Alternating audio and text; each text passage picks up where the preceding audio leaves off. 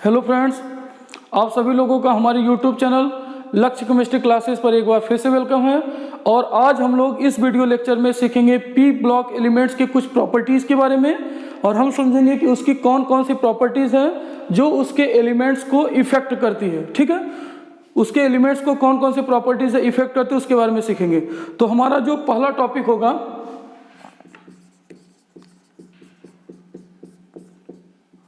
ये class 12th P block elements हैं। P block elements हमारा जो सबसे पहला टॉपिक है वो है परमाणु त्रिज्या। परमाणु त्रिज्या, या इसी को आप बोलते हो एटॉमिक रेडियाई। देखते हैं कि परमाणु त्रिज्या क्या होता है। तो आपको पता है परमाणु त्रिज्या के बारे में कि जो नाभिक होता है, न्यूक्लियस होता है, और जो बाह्य इलेक्ट्रॉन वाला जो कोष होता है, उन दोनों के बीच की जो दूरी होती है वही क्या कहलाती है, आपकी परमाणु त्रिज्या। तो हम क्या बोलेंगे, नाभिक तथा बाह्य कोष वाले इलेक्ट्रॉन की मध्य की जो दूरी होती है, जो डिस्टेंस होता है, उसी को क्या बोलते हो, परमाणु त्रिज्या बोलते हो। इसको समझते हैं इस तरह से। सपोज करिए हमने क्लोरीन लिया है, क्लोरीन का एटॉमिक नंबर कितना होता है, 17। ठीक है, तो अगर इसका हम इलेक्ट्रॉनिक कॉन्फ़िगरेशन KL सेल में करते हैं तो ये 2 होता है, 8 और 7। इसके बारे में हम क्लास 9th और 10th में पढ़ चुके होंगे पहले से। ठीक है, 2, 8 और 7। तो देखिए सबसे पहले हम बनाते हैं न्यूक्लियस।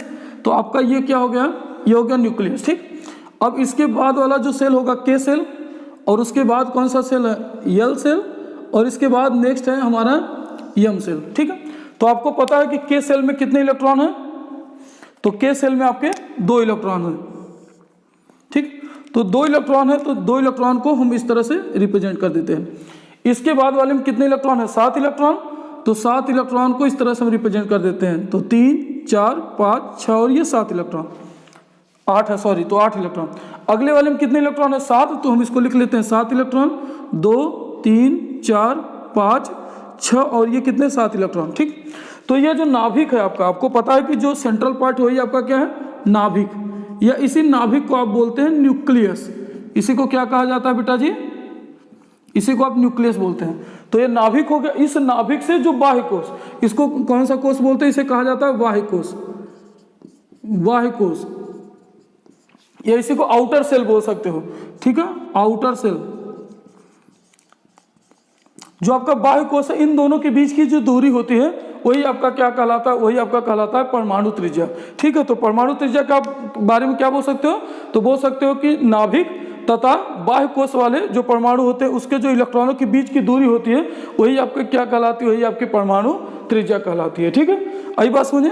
तो इसके बारे में हम लिख सकते हैं परमाणु त्रिज्या के बारे में क्या, कि बाह्य कोष तथा नाभिक के बीच की जो दूरी होती है वही क्या कहलाती है, आपकी वही आपकी परमाणु त्रिज्या कहलाती है। ठीक, हम देखते हैं कि वर्ग में और आवर्त में दोनों में क्या ट्रेंड्स होते हैं, दोनों में क्या परिवर्तन होता है। ठीक है, वर्ग का मतलब है कि जब हम किसी आवर्त सारणी में ऊपर से नीचे की तरफ आते हैं तो उसको आप वर्ग में बोलेंगे, और आवर्त में जब हम लेफ्ट टू राइट जाते हैं किसी भी आवर्त सारणी में, ठीक है, तो उसको आवर्त में बोलेंगे। तो वर्ग में अगर मैं बात करूं और कोई एक एग्जाम्पल ले लूँ, ठीक है, तो वर्ग में क्या परिवर्तन होता है, क्या ट्रेंड्स होता है, इसको समझने के लिए तो हम एक एग्जाम्पल लेते हैं, जैसे हाइड्रोजन, लिथियम, ये हो गया सोडियम और ये पोटेशियम। ठीक, ये देखिए इसका एटॉमिक नंबर 1, इसका होता है 3, इसका 11 और इसका कितना होता है 19।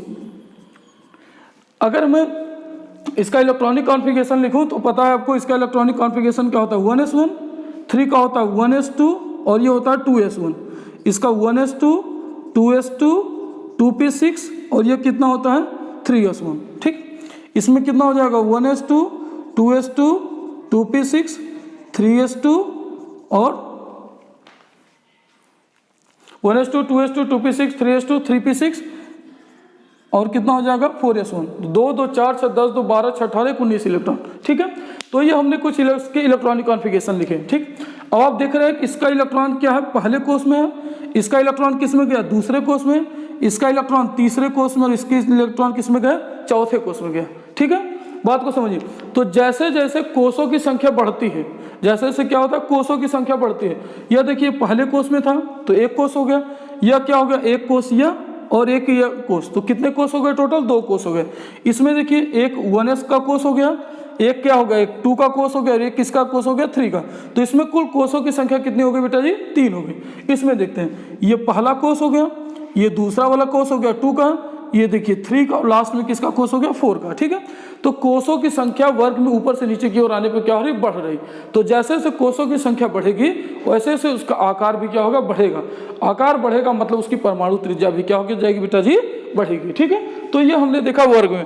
अब हम देखेंगे कि परमाणु त्रिज्या का मान आवर्त में किस प्रकार से प्रभावित होता है, किसी भी आवर्त में किस प्रकार से प्रभावित होता है।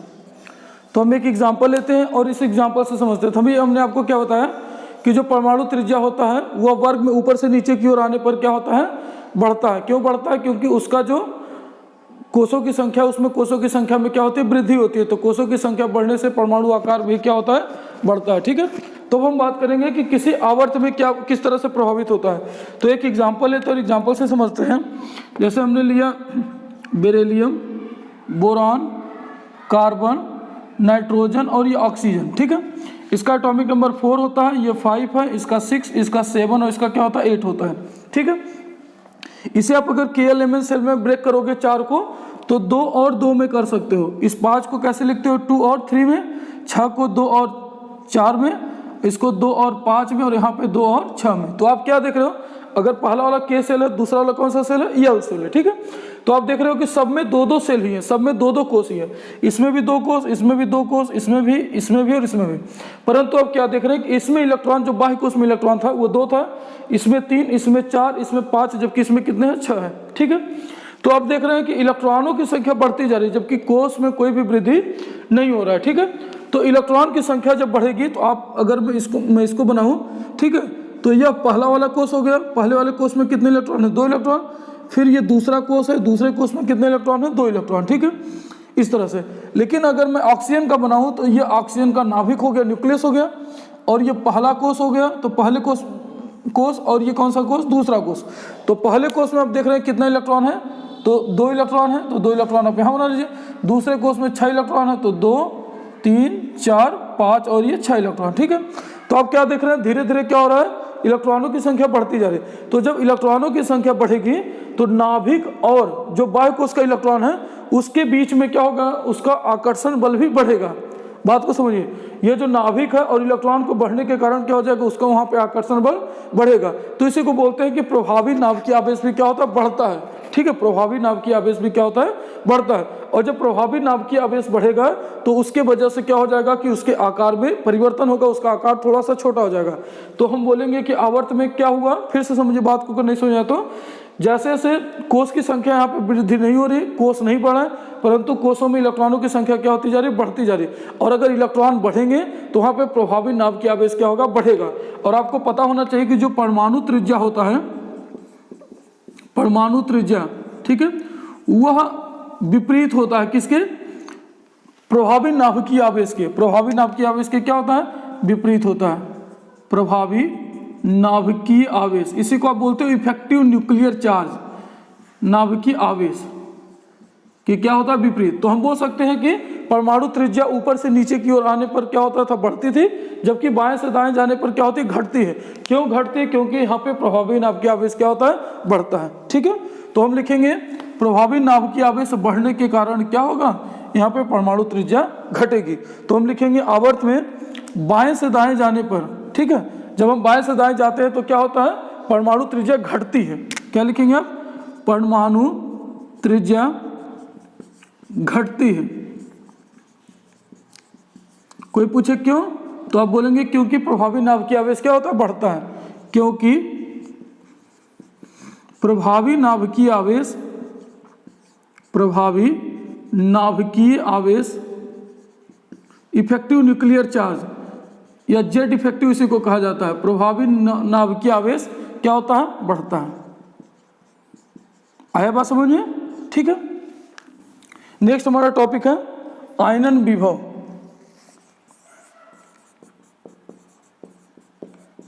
आयनन विभव इसे बोलेंगे आयोनाइजेशन एंथैल्पी। आयोनाइजेशन क्या, एंथैल्पी। इसी को हम बोलते हैं आयोनाइजेशन एंथैल्पी। ठीक है, तो देखते हैं आयोनाइजेशन एंथैल्पी होता क्या है। ठीक है, तो आपको पता है बच्चों कि आयोनाइजेशन एंथैल्पी का मतलब क्या है, पहले इससे समझिए। ठीक है, तो देखिए एक एग्जांपल लेते हैं और एग्जांपल में हम समझेंगे कि सपोज करिए हमने लिया था हाइड्रोजन, लिथियम, सोडियम, पोटेशियम। ठीक है, इसका एटॉमिक नंबर कितना 1, इसका होता है 3, इसका 11, इसका क्या होता है 19। अगर आप इसका KLMN सेल में इलेक्ट्रॉनिक विन्यास करो तो क्या हो जाएगा 1, इसका 3 का होता है 2 1, जबकि 11 का क्या होता है 2 8 और 1, और 19 का क्या होता है 2 8 8 और 1 होता है। ठीक है, आए बात समझिए। अब देखिए, तो आप देख रहे हैं वर्ग में ऊपर से नीचे की ओर जाते हैं तो क्या होता है, यहाँ पे कोषों की संख्या में वृद्धि होती है, कोषों की संख्या बढ़ती है। एक कोष था, यहाँ 2 कोष, यहाँ 3 कोष, और यहाँ कितने कोष है 4 कोष। तो कोषों की संख्या क्या हो रही, वृद्धि हो रही है। ठीक है, तो आपको पता है कि जब जैसे जैसे कोषों की संख्या बढ़ेगी तो जो उसका आकर्षण है नाभिक और बाह्य कोष के बीच का जो आकर्षण, वो आकर्षण क्या होता जाएगा, दूर जाएगी कोई भी चीजें तो आकर्षण कम होता है, और जब वहां पे आकर्षण कम होगा तो उस इलेक्ट्रॉन को निकालना क्या हो जाएगा, हमारे लिए आसान हो जाएगा। ठीक है, तो इस इलेक्ट्रॉन को निकालना, इसके इलेक्ट्रॉन को निकालना ज्यादा कठिन होगा किसकी तुलना में, इसके इलेक्ट्रॉन की तुलना में। तो हम क्या बोलेंगे, आयनन विभव क्या होता है, पहले समझेंगे आयनन विभव, थोड़ा ट्रेंड समझ लेते हैं फिर इसकी परिभाषा में बताता हूँ। तो आयनन विभव के बारे में मैं बोलूंगा कि जब वर्ग में हम ऊपर से नीचे की ओर तरफ आते हैं तो आयनन विभव का मान क्या होता है, घटता है। ठीक है, क्या होता है, घटता है। कोई पूछे क्यों घटता है, तो हम बोलेंगे कि क्यों, क्योंकि उसके कोषों की संख्या में वृद्धि होती है, और जब कोष बढ़ता है तो नाभिक से बाह्य कोष के बीच की दूरी बढ़ती जाती है, जिससे उसके इलेक्ट्रॉन को निकालना हमारे लिए क्या हो जाता है, आसान हो जाता है। ठीक है, आयनन विभव होता क्या है, तो हम बोलेंगे किसी गैसीय विलगित परमाणु में से, किसी गैसीय विलगित परमाणु में से इलेक्ट्रॉन को बाह्य कोष में से निकालने पे, किसी गैसीय विलगित परमाणु के बाह्य कोष में से इलेक्ट्रॉन को निकालने में जो ऊर्जा की आवश्यकता होती है, जो ऊर्जा की आवश्यकता होती है वही हमारी क्या कहलाती है, आयनन विभव या आयोनाइजेशन एंथैल्पी या आयोनाइजेशन पोटेंशियल बोलते हैं। आए बात समझे। ठीक है, तो चलिए इसको हम समझते हैं। तो हम क्या बोलेंगे, किसी गैसीय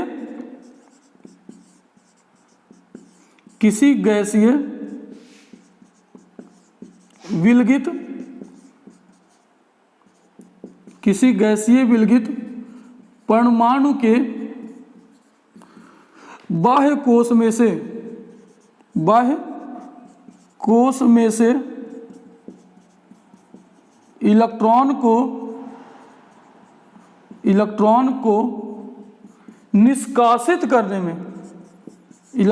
इलेक्ट्रॉन को निष्कासित करने में जो ऊर्जा की आवश्यकता होती है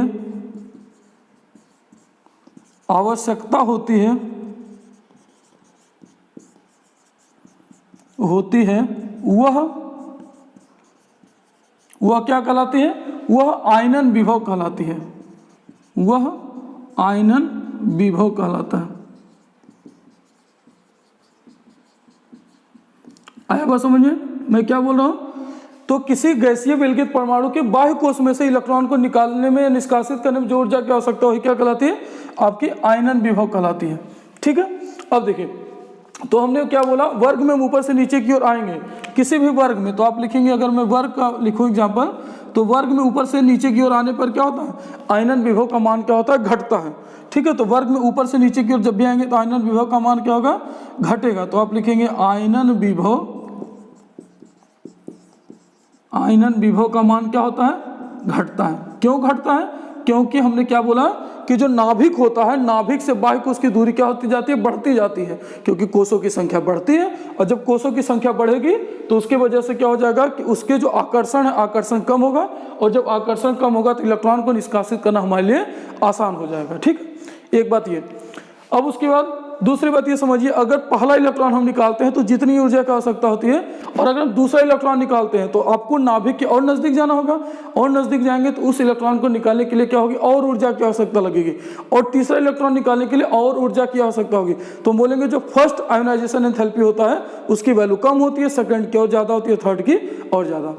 तो इसी आयोनाइजेशन एंथैल्पी को मैं डिफाइन कर सकता हूं, बोल सकता हूं the amount of energy that is required to remove an electron from its isolated gaseous atom. ठीक है, फिर से समझिए मेरी बात को, मैं बोल सकता हूं the amount of energy that is required to remove an electron from its isolated gaseous atom is known as what, ionisation enthalpy. Clear है? अब हम देखेंगे, ये तो हमने वर्ग में समझा, अब देखेंगे कि आवर्त में क्या प्रभावित होता है, किस तरह से प्रभावित होता है। ठीक है, तो एक एग्जांपल लेते हैं आवर्त का। ठीक है, तो आवर्त में एक एग्जांपल लेते हैं और एग्जांपल से समझते हैं। For example lithium, beryllium, boron, carbon, nitrogen. ठीक है, तो इसका एटॉमिक नंबर 3, इसका 4, इसका 5, इसका 6 और इसका 7। तो 3 को तोड़ेंगे 2 और 1 में, इलेक्ट्रॉनिक विन्यास करेंगे।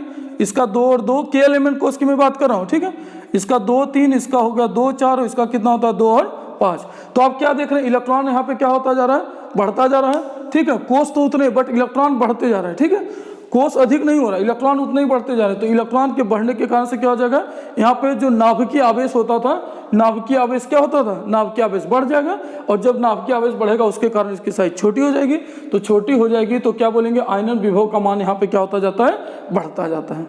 आया बात समझे मैं क्या बोला हूँ? तो वर्ग में ऊपर से नीचे की ओर आने पर आयनन विभव का मान घटता है, जबकि लेफ्ट टू राइट, बाएं से दाएं जाने पर आयनन विभव का मान क्या होता है, बढ़ता है। यह मैं एक जनरल ट्रेंड बता रहा हूँ। जब हम पी ब्लॉक पढ़ेंगे एक एक ग्रुप करके, तो वहाँ पे हम कुछ एक्सेप्शनल केस की भी बात करेंगे। ठीक है, तो आवर्त में क्या किस तरह से प्रभावित होगा, तो आप लिखेंगे आवर्त में क्या होता है, आयनन विभव का मान क्या होता है, बढ़ता है।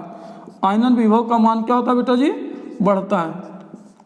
क्यों बढ़ता है? क्योंकि इलेक्ट्रॉनों की संख्या क्या होती है, बाह्य कोश में बढ़ती जाती है, और बढ़ेगा तो वहाँ पे प्रभावी नाभिकीय आवेश भी क्या होगा, बढ़ेगा। और जब प्रभावी नाभिकीय आवेश बढ़ेगा तो उसके कारण उसकी साइज छोटी हो जाएगी, और छोटी हो जाएगी तो उसका आयनन विभव का मान क्या होगा, बढ़ेगा।